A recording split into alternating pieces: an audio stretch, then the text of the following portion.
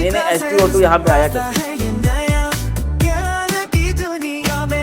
ठीक है, ये वाला हो गया ना, इस तरीके से आपको देखना है।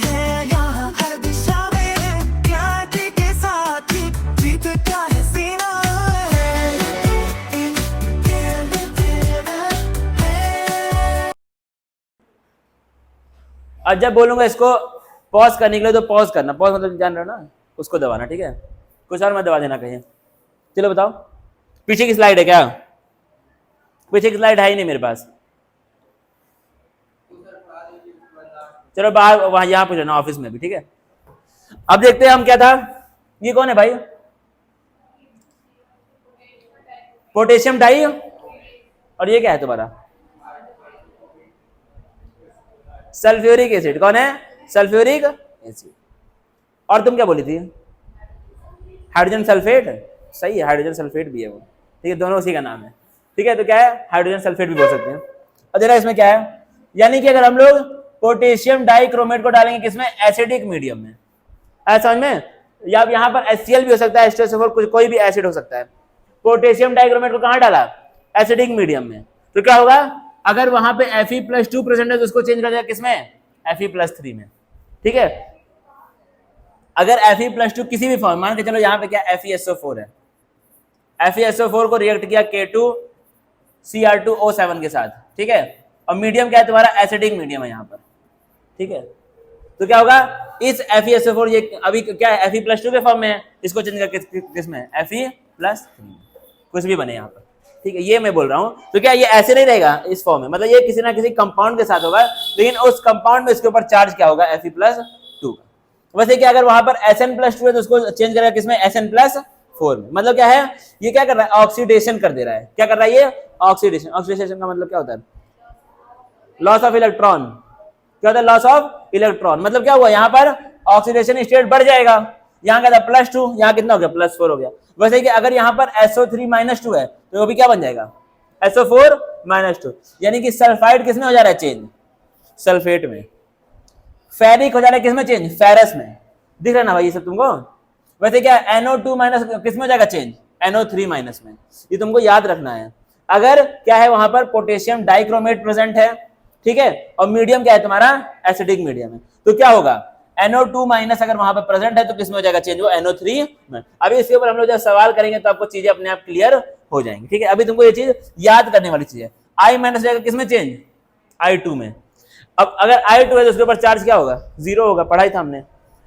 यानी कि यहाँ पे अगर तुम ध्यान से देखो तो यहाँ पे सबका क्या हो जा रहा है? ऑक्सीडेशन हो रहा है सबका। क्या हो रहा है सबका? ऑक्सीडेशन। इसका मतलब क्या होता है? जो ऑक्सीडेशन नंबर होगा वो क्या हो जाएगा? बढ़ जाएगा। क्या होगा? ऑक्सीडेशन नंबर क्या हो जाएगा तुम्हारा? बढ़ जाएगा। सिंपल बात ये, यानी कि K2Cr2O7 क्या करता है? किसी का भी ऑक्सीडेशन करने का काम करता है। तो इसको हम लोग क्या बोल देंगे? ऑक्सीडाइजिंग एजेंट या फिर रिड्यूसिंग एजेंट।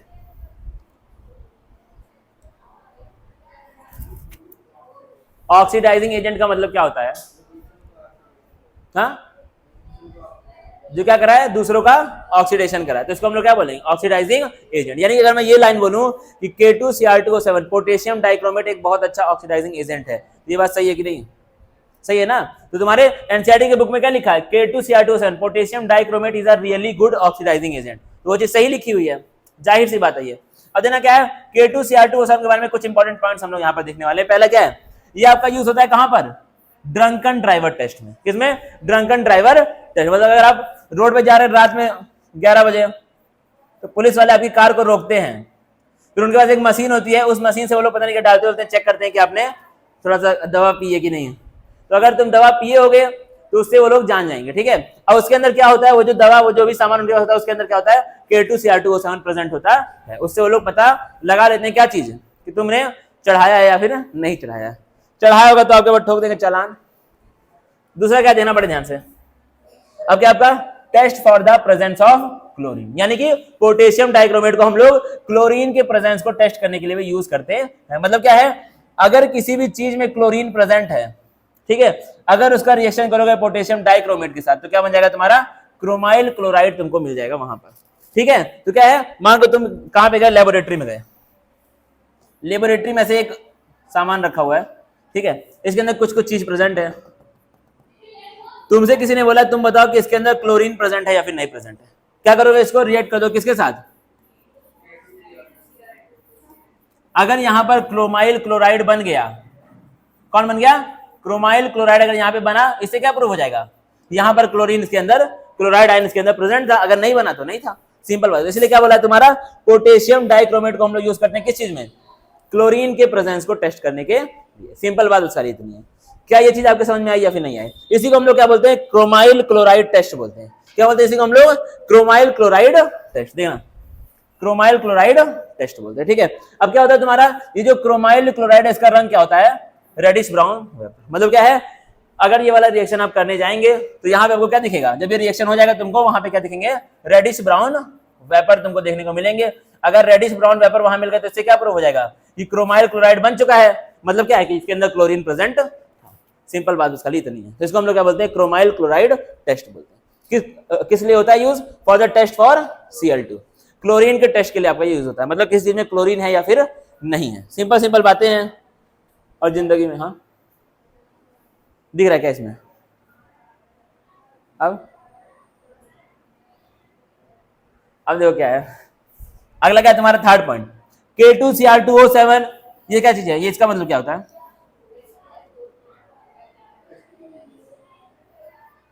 पता नहीं क्या यहाँ पे कुछ गलती हुई लग रहा है मुझसे।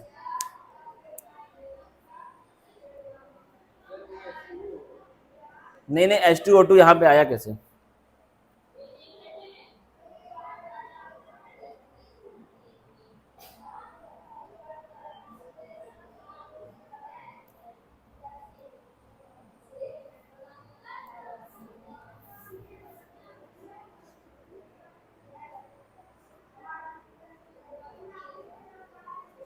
अच्छा ठीक है, देखना भाई ये यहाँ दिक्कत हो गई है।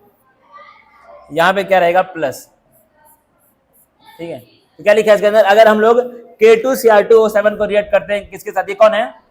H2O2 मतलब हाइड्रोजन पर ऑक्साइड। जब रिएक्ट करेंगे तो क्या बन जाता है तुम्हारा? CrO5 प्लस बन जाता है। क्या बन जाता है? CrO5 प्लस बन जाता है। और इसका रंग क्या होता है? ब्लू होता है, ठीक है। अब ये जो चीजें आपको रिएक्शन यहाँ पे ये आपको कहीं ना कहीं याद करने पड़ेंगे, ठीक है। ये रिएक्शन एनसीईआरटी में एज इट इज दिए हुए हैं, लेकिन एनसीईआरटी में क्या दिया? थोड़ा सा कंफ्यूजिंग तरीके से लिखा है, इसलिए इसको मैंने एक बेहतरीन तरीके में लिख दिया कि तुमको कंफ्यूजन ना हो। तो इसमें क्या चीज है? हाँ, क्रोमाइड, इसको बोलते हैं हम लोग क्रोमाइड। वो क्या था? क्रोमेट। क्रोमेट का मतलब Cr2O7 और ये क्या है? CrO5। ये दोनों में अंतर है ना भाई, Cr2O7 CrO5। अब देना क्या है? ये हो जाएगा किसमें चेंज? क्रोमाइड में। और इसका रंग क्या है? ब्लू कलर है। बड़े ध्यान से भाई यहाँ देख लो, क्या इसका रंग? ब्लू कलर है। अब इसको अगर हम लोग कुछ देर के लिए छोड़ देंगे ऑन स्टैंडिंग, स्टैंडिंग मतलब क्या है? कुछ देर इसको ऐसे ही छोड़ दिया तो क्या होगा? ब्लू कलर तुम्हारा गायब हो जाएगा। क्या हो रहा है? पहले हम लोग पोटेशियम डाइक्रोमेट को रिएक्ट करें किसके साथ? H2O2 के साथ। तो क्या बन रहा है? CrO5 प्लस बन जा रहा है।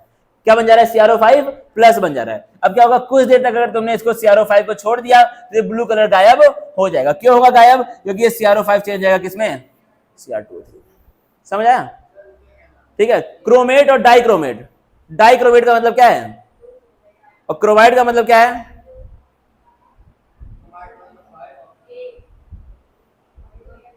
अरे भाई ये डाइक्रोमेट, क्रोमेट और ये सब लिख के ले आना।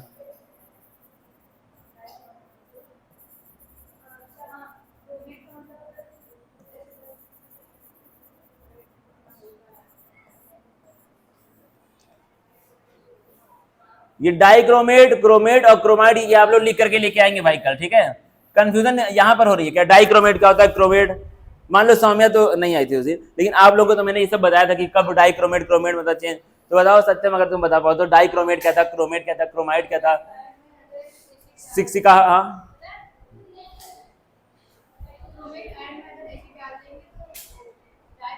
फॉर्मूला बताओ क्रोमेट का और डाइक। फिर उसके बाद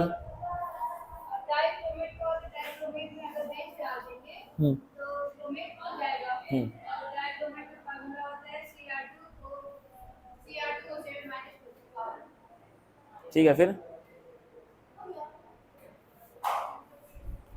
तो ये बता था कि नहीं ये क्रोमाइड नहीं बता था क्या क्रोमाइड? ठीक है, तो अब याद करो, देख लो, तो एक क्रोमाइड है, ठीक है। तो उसमें क्या है देख लो भाई, खत्म बात। ठीक है। अब तुम्हारा ये क्या था? क्रोमाइट, ये कौन है? क्रोमाइड। ये किस में हो गया चेंज? डाइक्रोमियम, कितना ऑक्सीजन है भाई?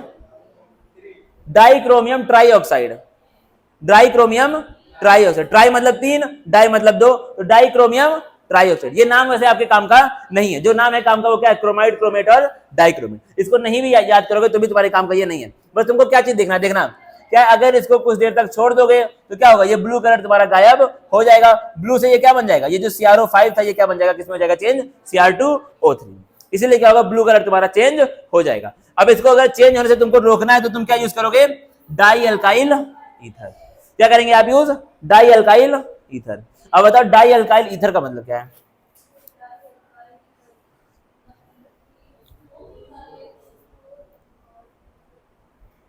ईथर का मतलब क्या होता है? ईथर का मतलब क्या होता है? RO, ठीक है। तो क्या है इसका मतलब? ROR। ये कौन है? ईथर है। डाई अल्काइल मतलब क्या है? मतलब क्या है? यहां पर या तो मिथाइल होगा, इथाइल होगा, प्रोपाइल होगा, ब्यूटाइल होगा, कोई ना कोई अल्काइल ग्रुप होगा। यानी कि इसका जो सिंपलेस्ट फॉर्म है वो क्या हो सकता है? Dimethyl ether. क्या है ये? Dimethyl ether. सिंपल बात है ना भाई। यहाँ पे क्या लिखा है? अगर तुम इस CrO5 को रिएक्ट कर दो किससे? डाई अल्काइल ईथर से, ये कलर चेंज यहाँ पर नहीं होगा। क्या होगा? वो आपका स्टेबलाइज जाएगा। मतलब ये जो कलर तुम्हारा फेड रहा था ये वाला प्रोसेस फिर नहीं हो पाएगा। तो क्या है? सिंपल बात तुमको क्या याद रखनी है? एक बार अगर कौन बन गया? CrO5 बन गया तो क्या होता है? अगर उसको हम लोग थोड़ी देर के लिए छोड़ देते हैं तो वो क्या बन जाता है? Cr2O3। क्या होता है? ये ब्लू कलर जो इसका था वो क्या हो गया? फेड हो गया। लेकिन ये हमको होने नहीं देना है तो उसके लिए हम लोग क्या करेंगे? डाई अल्काइल ईथर को यूज करते हैं। अब ये आपको एज इट इज याद होना चाहिए। सवाल में तुमसे इस पूरे के पूरे स्टेप में से कहीं से भी सवाल पूछ सकता है। ठीक है, इस पूरे के पूरे स्टेप में से कहीं से भी सवाल पूछ सकता है। और ये पूरा का पूरा एनसीईआरटी के बुक में है। एक भी चीज एनसीईआरटी से बाहर नहीं है यहाँ पर। अगला देखना। अब ये वाला बता दो भाई सॉल्व करके। K2Cr2O7 को रिएक्ट करेंगे Na2S के साथ और साथ में क्या है? यहाँ पर H2SO4 है। तो क्या आएगा यहाँ पर? X बताओ कौन है?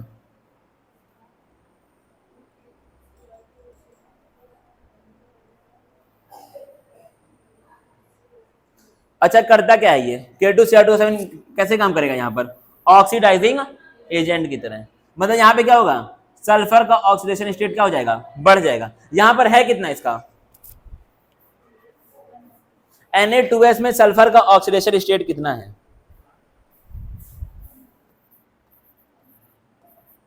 इसमें बताओ सल्फर का ऑक्सीडेशन स्टेट कितना है?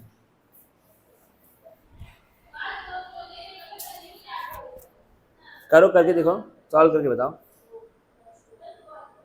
सभी लोग बताएं। +2 हालांकि नहीं है। ध्यान दो, ध्यान। एडिशन सब्ट्रैक्शन देखो क्या हो रहा है। सोडियम का क्या होता है हमेशा? सोडियम मेटल है कि नॉन मेटल है? करो करो।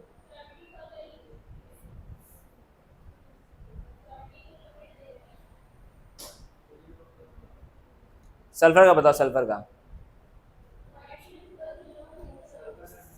क्या हो जाएगा इसका? सल्फर का यहाँ पर क्या? -2 है। मतलब यहाँ पे क्या होगा? यहाँ पे क्या होगा? यहाँ पर जो भी आएगा वो क्या होगा? सल्फर का कुछ ना कुछ क्या हुआ होगा? ऑक्सीडेशन स्टेट बढ़ गया होगा। मतलब -2 से -1 या फिर यहाँ पे क्या हो जाएगा? 0 हो जाएगा। इस तरह का आपको कुछ देखने को मिलेगा। तो क्या है? अब ये रिएक्शन में तुमसे बोला कि x का मतलब यहाँ पे क्या आएगा? x क्या बनेगा? s बनेगा। क्या बनेगा? बस खाली s बनेगा। तो s की क्या होती है? चार्ज क्या है इसके ऊपर? 0 है। यहाँ पर क्या हो गया? ऑक्सीडेशन हो गया। सिंपल बात यही है। अब ऑक्सीडेशन हुआ क्यों? क्योंकि यहाँ पे कौन प्रेजेंट है? K2Cr2O7। इस तरह के सवाल आपसे एग्जाम में वो पूछेगा। ठीक है, सवाल क्या था? अब तुमको यहाँ पर x के लिए 4 ऑप्शन देगा। क्या देगा? कोई भी 4 ऑप्शन देगा। अब उस 4 ऑप्शन में तुम कौन सा खोजोगे जहां पर क्या हो? ऑक्सीडेशन स्टेट क्या हो? इससे ज्यादा हो। -1 हो, 0 हो, 6 हो, 2 हो, 4 हो, ऐसा कुछ हो। आया समझ में? इस तरीके से आपको इसको करना पड़ेगा। तो क्या होता है? जब भी कहीं पर K2Cr2O7 प्रेजेंट है और साथ में मीडियम एसिडिक है तो क्या होगा? जो भी आपका प्रेजेंट यहाँ पर सल्फर है या फिर कोई भी चीज यहाँ पे होगी उसका क्या हो जाएगा? ऑक्सीडेशन। ये आपको याद रखना पड़ेगा। अब देखना अगला क्या है यहाँ पर। K2Cr2O7 को अगर NaCl के साथ हम रिएक्ट करते हैं कौन से मीडियम में? एसिडिक मीडियम में। तो आपको रेडिश ब्राउन वेपर किसी कंपाउंड के देखने को मिलते हैं। वो कंपाउंड कौन सा है? अगर K2Cr2O7 को एसिडिक मीडियम में रख दो तो रेडिश ब्राउन वेपर किसके देखने को मिलते हैं? 4 ऑप्शन है, CrO5, CrO2, Cl2, CrO3, Cr2O3। Reddish brown vapour किसके देखने को मिलते हैं?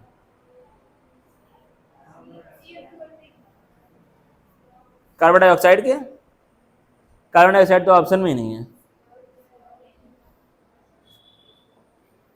देखो कहीं खोज पाओ तो बताओ।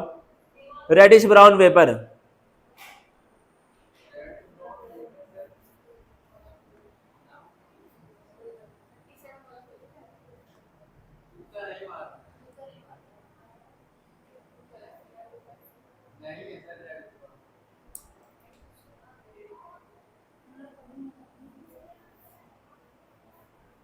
बताओ भाई, जल्दी जल्दी बताओ, जल्दी जल्दी। अब हो गया जो सोचना था। कहाँ गया यार ये वाला? हाँ चलो, अभी हमने एक चीज पढ़ी थी, अगर आपको याद है तो, क्रोमाइल क्लोराइड टेस्ट। क्या पढ़ा था? Chromyl chloride test. उसमें कौन बन रहा था? अरे क्लोराइड इसमें से किसी एक ही ऑप्शन में है ही। यही क्या है? रेडिश ब्राउन वेपर, इसी के। तो इसी को हम लोग क्या बोलते हैं? क्रोमाइल क्लोराइड बोलते हैं। क्या बोलते हैं इसको हम लोग? क्रोमाइल क्लोराइड बोलते हैं। इस तरह के सवाल आपसे एग्जाम में पूछेगा, तो इस तरह के सवाल तुम सॉल्व कर लोगे अगर तुमको पीछे की थ्योरी याद होगी तो। सिंपल बात है। क्या? K2Cr2O7 को जब एसिडिक मीडियम में डालते हैं तो इसने क्या बोला है? रेडिश ब्राउन वेपर किसी गैस के मिलते हैं। यहाँ पे कौन प्रेजेंट है? NaCl प्रेजेंट है। NaCl में कौन है? Cl है। और Cl के लिए ये यूजी होता है। क्या हुआ? Cl के लिए क्या होता है? ये यूजी होता है। Cl के लिए टेस्ट होता है ना। यहाँ पे Cl भी प्रेजेंट है, एसिडिक मीडियम भी है, और क्या बोला है? जो गैस बाहर आ रही है वो कैसी है? रेडिश ब्राउन है। रेडिश ब्राउन हमने अभी एक ही गैस पढ़ी है। कौन सी पढ़ी है? CrO2, Cl2 पढ़ी है। Chromyl chloride. सिंपल है भाई, ये सब चीजें टफ नहीं है। अब ये चीजें आपको टफ इसलिए फील हो रही है कि आप इसको पहली बार पढ़ रहे हैं। जब आप इसको दोहरा करके एक बार आएंगे फिर इस सवाल को सॉल्व करेंगे तो ये आपको सवाल टफ फील नहीं होगा, जाहिर सी बात नहीं होगा। थोड़ा सा थ्योरी है। देखना अगला क्या आपको पढ़ना है, बड़े ध्यान से। अब क्या पढ़ना है हमको? आयोनाइजेशन एंथैल्पी इन ट्रांजिशन एलिमेंट। ट्रांजिशन एलिमेंट का मतलब क्या है? कौन से एलिमेंट्स जो क्या होते हैं? डी ब्लॉक एलिमेंट्स होते हैं। देना क्या लिखा है? General trend in transition. General trend कौन सा फॉलो होता है? As you move from left to right,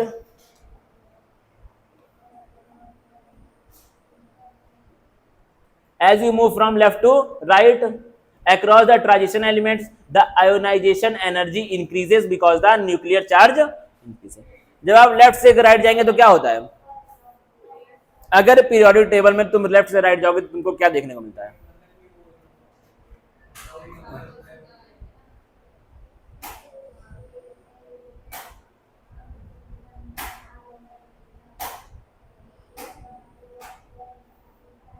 बोलो बोलो, कोई कुछ कुछ बोल रहा था, बड़बड़ा रहे थे।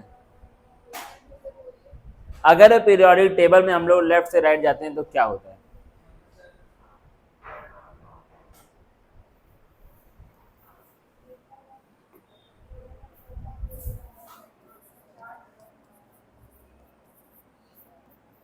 मान लो इसको लेते हैं सारे सारे।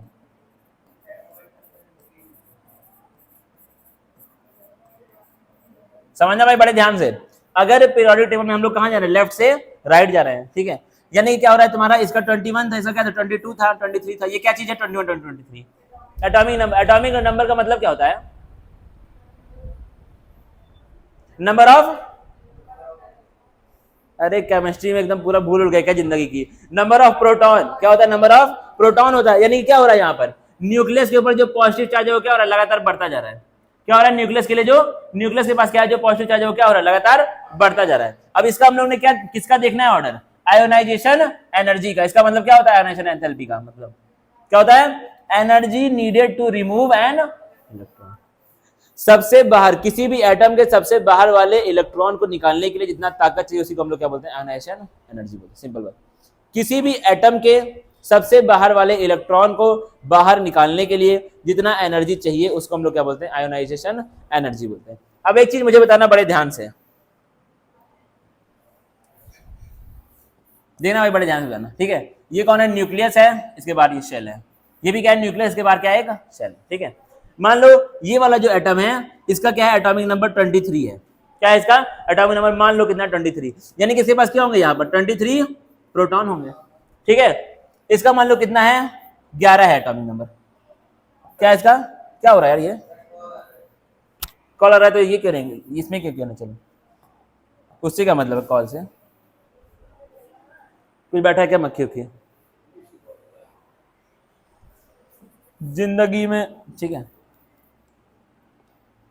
तो क्या है तुम्हारा ये 11, कितना है आपका 11, यानी कि यहाँ पे क्या होंगे 11 प्रोटॉन। अच्छा, न्यूक्लियस के ऊपर जो पॉजिटिव चार्ज होता है वो होता क्यों है, प्रोटॉन की वजह से होता है ना। न्यूक्लियस पे जो पॉजिटिव चार्ज है वो प्रोटॉन की वजह से होता है, जाहिर सी बात है। यहाँ पर 23 प्रोटॉन है, यहाँ कितने प्रोटॉन है 11 प्रोटॉन है, कहां पर चार्ज ज्यादा होगा, यहाँ पे चार्ज क्या होगा ज्यादा होगा यानी कि यहाँ पे बाहर जो होगा इलेक्ट्रॉन और यहाँ पे जो बाहर होगा, यहाँ पे क्या चार्ज ज्यादा है, ये पॉजिटिव और ये क्या है नेगेटिव। ये वाला न्यूक्लियस को ज्यादा फोर्स से खींचेगा, क्या करेगा, ये देखो ये मच्छर बैठ रहा है इसीलिए, ये वाला न्यूक्लियस इसको ज्यादा फोर्स से खींचेगा, है ना भाई।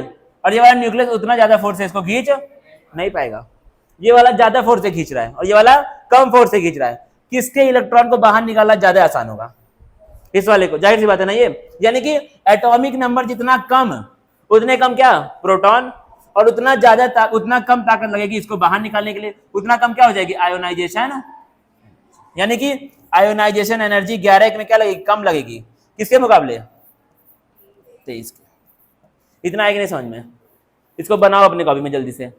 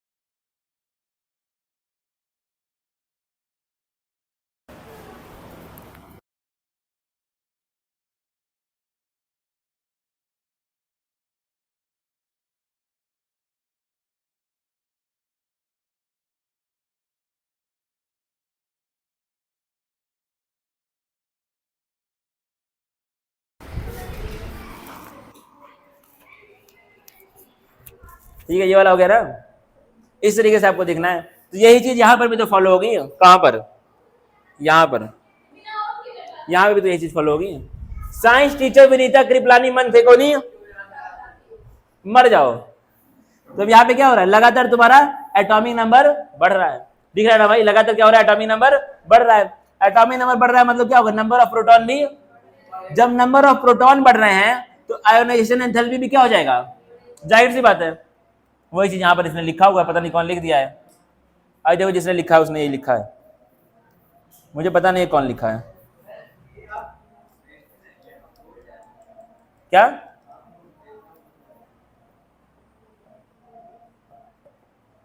ठीक है, तो क्या लिखा है, as you move from left to right across the transition element the ionisation energy increases because the nuclear charge, nuclear charge का क्या मतलब है पॉजिटिव चार्ज ऑन, और न्यूक्लियस के ऊपर पॉजिटिव चार्ज होगा क्यों, प्रोटॉन कैसे होगा, सिंपल बात है, इसमें कोई दो राय है, एक ही राय है ना सबकी। हाउएवर, अब देखना जो चीज इंपॉर्टेंट है, however this increase is not as large as the non transition element.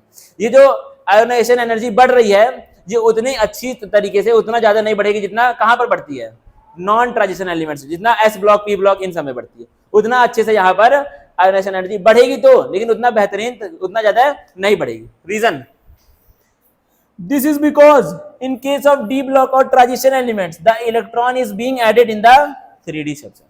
क्या हो रहा है, d block एलिमेंट्स अंदर क्या होता है, जो इलेक्ट्रॉन है वो कहां पर जा रहा है 3d में जा रहा है, d में जा रहा है, and 3d subshell apply an extra shielding effect on the outer most या फिर 4s इलेक्ट्रॉन। यानी क्या हो रहा है यहाँ पर, ये जो 3d सबशेल वाले ये क्या कर रहे हैं, एक extra outer most shielding effect लगा रहे हैं किसके ऊपर, इलेक्ट्रॉन के ऊपर। शील्डिंग का मतलब क्या था, न्यूक्लियस के चार्ज को आउटर मोस्ट के ऊपर पूरा का पूरा पड़ने ना दे, उसी को हम लोग क्या बोलते हैं, शील्डिंग इफेक्ट। अब हमने जो देखा था सेकंड पीरियड थर्ड पीरियड वाले, उनमें क्या था, उनमें बस खाली 2p 3p था, लेकिन यहाँ पे एक और कौन आ गया एक्स्ट्रा, 3d आ गया। कौन आ गया एक्स्ट्रा, एक और 3d आ गया। अब 3d वाला भी क्या लगाएगा, शील्डिंग इफेक्ट लगाएगा। उसकी वजह से क्या हो रहा है, आयोनाइजेशन एनर्जी बढ़ तो रही है लेकिन उतना ज्यादा बढ़ नहीं पा रही, किन की तरह, नॉन ट्रांजिशन एलिमेंट्स की तरह बढ़ नहीं पा रही है। अभी एनसीईआरटी में दिया हुआ है चीज, ठीक है, लेकिन अगर तुम यही चीज को एनसीईआरटी में पढ़ोगे तुमको क्या होगी, पढ़ने में दिक्कत होगी स्टार्टिंग में। अब पढ़ोगे तो तुमको समझ में आ जाएगा, लेकिन पहले पढ़ते तो क्या होती, दिक्कत होती। इसलिए क्या लिखा है, so the ionisation energy only increases है, क्या लिखा है, लिटिल, सिंपल बात है, लिटिल बिट, सिंपल बात अब ये है, ठीक है। अब क्या तुमको ये चीज आई समझ में, अब तुमसे पूछेगा कि आयोनाइजेशन एनर्जी डी ब्लॉक में बढ़ती तो है लेकिन उतनी ज्यादा क्यों नहीं बढ़ती जितनी नॉन ट्रांजिशन में बढ़ती, तुम क्या लिखोगे, क्योंकि वहां पर एक एक्स्ट्रा कौन आ जाता है, 3d सबशेल आ जाता है। 3d सबशेल के अंदर क्या होंगे, उसका क्या होगा, वो एक एक्स्ट्रा लगाएगा शील्डिंग, उससे क्या होगा, न्यूक्लियर चार्ज पूरा का पूरा आउटर मोस्ट वाले के ऊपर पड़ नहीं पाएगा। देना इसके बाद पता नहीं क्या लिख दिया है, ये क्या लिखा है,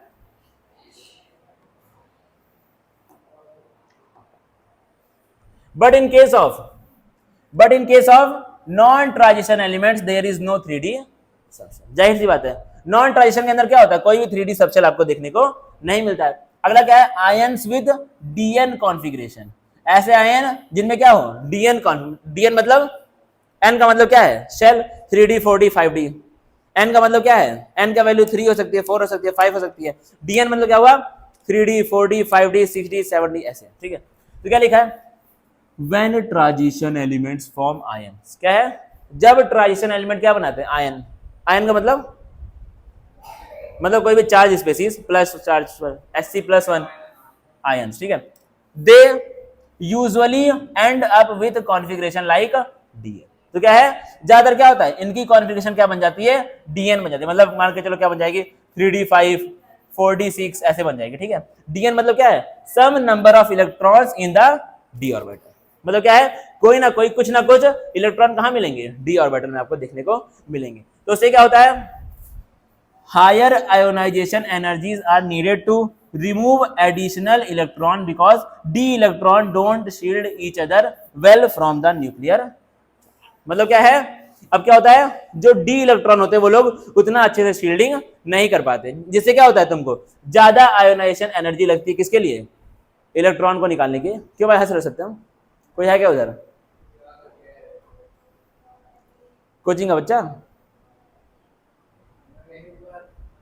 यहां तक आ गया था क्या, अंदर तक, ठीक है, ध्यान मत दो भाई, तुम्हारा ये वेस्ट हो जाएगा, किसी बच्चे के चक्कर में तुम्हारा ये वेस्ट हो जाएगा। और सवाल डायरेक्ट मैं तुमको अभी देखना, प्रीवियस ईयर खोल के दिखाऊंगा, इसी नोट्स में सवाल आएगा, लिखवा लेना मुझसे, पढ़ाना छोड़ दूंगा अगर नहीं आया इसमें सवाल तो, डी ब्लॉक का एक एनसीईआरटी का लाइन पढ़ के इसको मैं बनाया हूं। तो क्या लिखा है यहाँ पर, higher ionization energies are needed to remove additional electron because d electron don't shield each other well from the nuclear. मतलब क्या होता है, अब क्या हो जाएगा तुम्हारा, अगर तुमने क्या बनाया डी ब्लॉक का, डी एलिमेंट का किसी का आयन बनाया, तो उससे क्या होगा, 3d6 हो गया मान लो कॉन्फ़िगरेशन, 3d6 मतलब क्या होगा, इसके अंदर जो शील्डिंग करेंगे वो कौन से करेंगे, डी वाले कर रहे हैं शील्डिंग, तो उससे क्या होगा, आपका जो डी वाले होते हैं वो लोग उतना अच्छी शील्डिंग नहीं करते। सबसे अच्छी कौन करता है, एस करता है, फिर पी करता है, फिर करते हैं डी, और फिर करता है एफ। तो इन दोनों क्या होती है, शील्डिंग बहुत पुअर होती है। तो जब शील्डिंग अच्छी नहीं हो पाएगी, इसका मतलब क्या होगा, न्यूक्लियर का चार्ज बहुत अच्छे से लगेगा, जब न्यूक्लियर का चार्ज अच्छे से लगेगा तो ज्यादा एनर्जी वहां पर लगेगी इलेक्ट्रॉन को बाहर निकालने में। सिंपल बात ये है, मतलब क्या है, अगर डी ब्लॉक एलिमेंट्स का एक बार आयन बन गया, अब उस आयन में से तुम चाह रहे हो एक इलेक्ट्रॉन को और बाहर निकालना, तो वहां पे तुमको बहुत सारी एनर्जी खर्च करनी पड़ेगी। रीजन यहां पर लिखा हुआ है, सिंपल बात है बस, ठीक है। तुमसे सवाल क्या पूछेगा, वो डी ब्लॉक के आयन्स में से इलेक्ट्रॉन निकालने में ज्यादा आयोनाइजेशन एनर्जी खर्च क्यों होती है, तो तुम क्या लिखोगे, ये रीजन यहाँ पे लिखा हुआ है, सिंपल बात है, ठीक है। अब क्या लिखा तुम्हारा, so the ionisation energy keeps increasing as you remove more electrons in case of transition.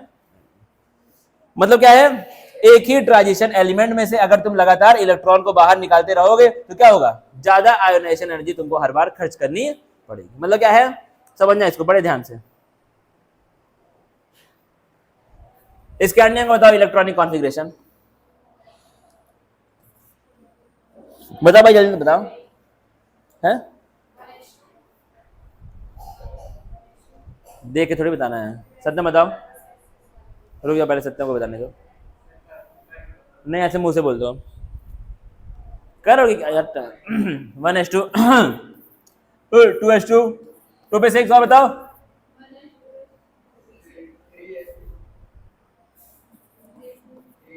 9/6 और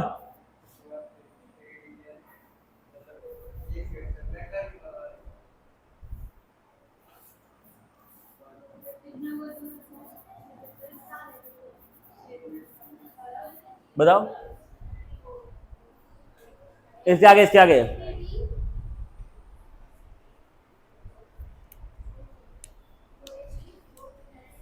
फिर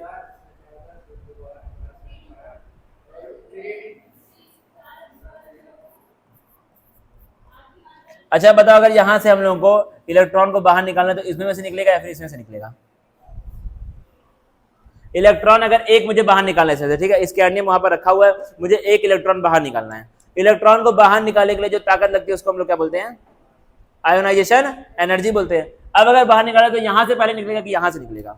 4s से या फिर 3d से? मेरा सवाल आपसे है, 4s से पहले निकलेगा या फिर 3d से पहले निकलेगा?